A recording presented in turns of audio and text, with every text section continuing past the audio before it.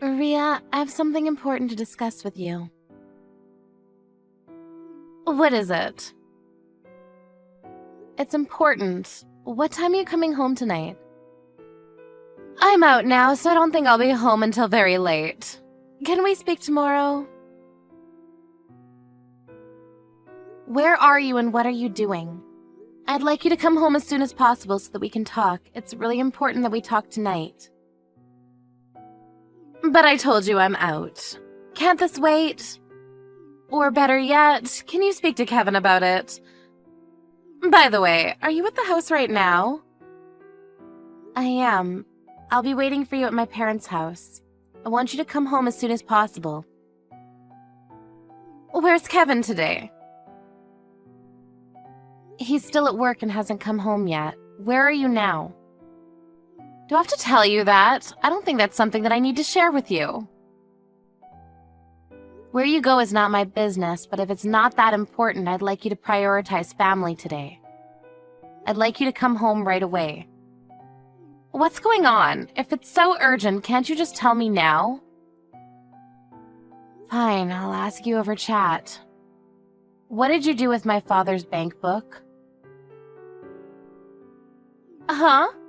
What bank book are you talking about? You know what I'm talking about, right? The fact that you're lying about it means that you're guilty. I was shocked to find out what you did, and used all of his money without asking for permission. I have no idea what you're talking about. You're being ludicrous. Can you ask Kevin about it? Don't involve Kevin. We know that you did it on your own. If you're not going to confess, we could just report it to the police. Is that a threat? Why are you making such a big deal about a lost bank book? Your father has gone senile and he probably lost his bank book. I'm sure of it. I'm sure he's not even looking for it. My father is not senile, and he also suspects that you took his bank book from him. You don't know that he's senile because you don't live with him. He's very forgetful these days. The issue is not whether my father is forgetful or not. We found the missing bank book in your room. What? Well, if you found it, what's the problem? The room also belongs to Kevin. I'm not the only one that uses that room. How could you go into our room without permission? That's an invasion of privacy. You're the one committing a crime here, not me. You don't seem to get it. My father called me to say that his bank book was missing, and then I spoke to Kevin about it. So you already spoke to Kevin then? If you already got in touch with him, why get in touch with me too? Kevin gave me permission to go into your room. Well, I certainly didn't give you permission to go through my stuff. And I found the missing bank book in one of the drawers. You took the bank book that had the most money in it. And I saw that you had taken all the money out. What did you do with the money? Why are you asking me? I don't know. I'm sure that your father used the money for something and forgot about it. Either way, this has nothing to do with me. I see. If that's how you're going to play it... My father is clearly in distress because of what you did to him. You used up all the money that he had saved for his post-retirement. How many times do I have to tell you? It wasn't me! Don't blame me. You don't have any proof. You need to calm down. I think you're the one that needs to calm down. The way you write your chats isn't a style that is used by most people in their 30s. You need to grow up a little. My friends tell me that I sound young for my age. I'm sure that they're complimenting me. I don't think they're complimenting you. You committed a crime. Even if you're married to my brother, it's a crime if you take a family member's money without their consent. Why do you think I did it? It wasn't me. Who else could it be? This is serious. You committed a crime. I went to the bank with my father. They told us that a woman had come into the bank several times with my father's bank seal and taken out money from the account. They showed me that person's signature, and it was your name on the papers. Oh, so you know then. I didn't think the bank would show the signed papers to anyone. Don't they know what client confidentiality means? Well, the account belongs to my father, so I think he has every right to know who took money from his account. What did you use the money for? Why do I need to tell you that?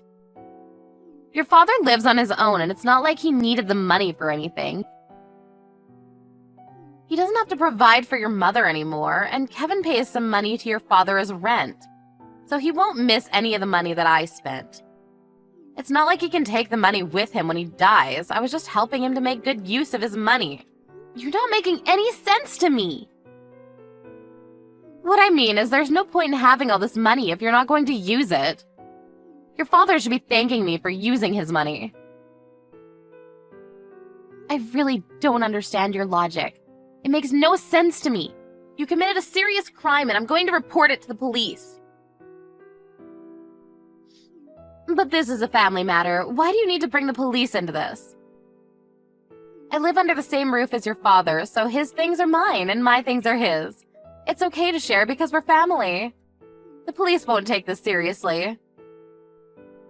Considering the amount that you stole, this is a big deal. I think that it makes sense to involve the police because my father never agreed to give you his money. I've already spoken to Kevin about this. Well, I'm sure that Kevin can pay back your father from his salary. It's not a big deal. I don't work, so I can't pay back the money even if I wanted to. Is this a joke to you? Do you think that this is funny? Like I said earlier, I only spent the money because your father had no use for it. I did him a favor. I'm sure that if your father understands where I'm coming from, he'd want to thank me.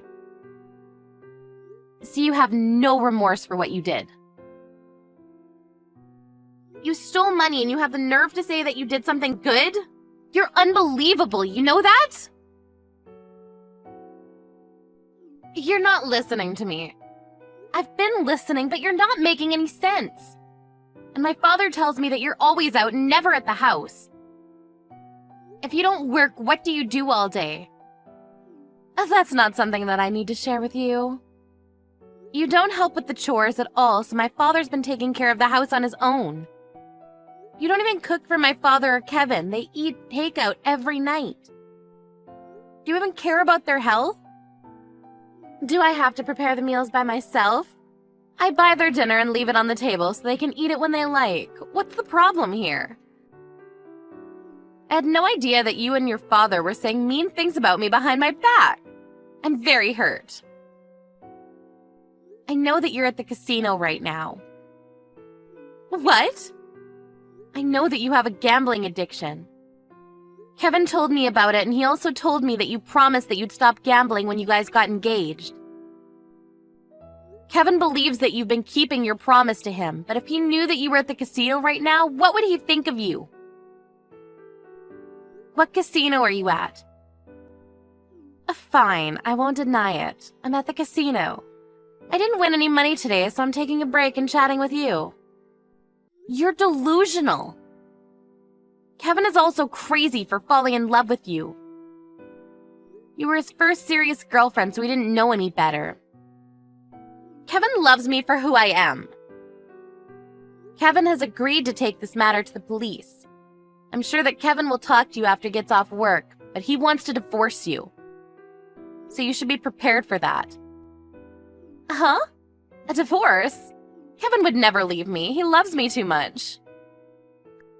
I don't think that Kevin feels the same way. What? Kevin did love you very much, but when he found out that you stole his father's money, he was shocked to see the least. And if he finds out that you're still gambling, basically he married a liar. So you used our father's hard-earned money on gambling. It's unforgivable. Look, I haven't spoken to Kevin yet, and you're putting words in his mouth. I'm going to clear the air with Kevin when I see him later. You can say what you want, but I won't believe a word that comes out of your mouth. Right back at you. Yeah, whatever. You can make up all the excuses that you want, but I won't believe a word that you say to me. The only thing I ask is that you return the money that you stole and that you move out of the house. I never want to see your face again.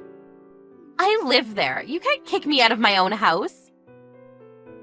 We can't let you back into the house. You might steal something. I'm going to stay with my father and Kevin tonight, so if you want to try to come home, I won't let you in. Why don't you sleep outside, you ungrateful bitch?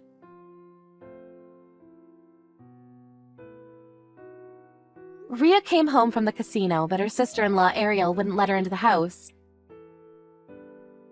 She was taken to the police station after Ariel called the police on her. Kevin apologized to his father for what his wife had done. After a family discussion, Kevin decided to divorce Rhea and report the stealing of his father's money to the police. Rhea didn't have a place to live, a job, or any savings, so she was desperate to get Kevin to forgive her and take her back. But Kevin no longer wanted anything to do with her and shut her out completely. It seems that a difficult future lies ahead for Rhea.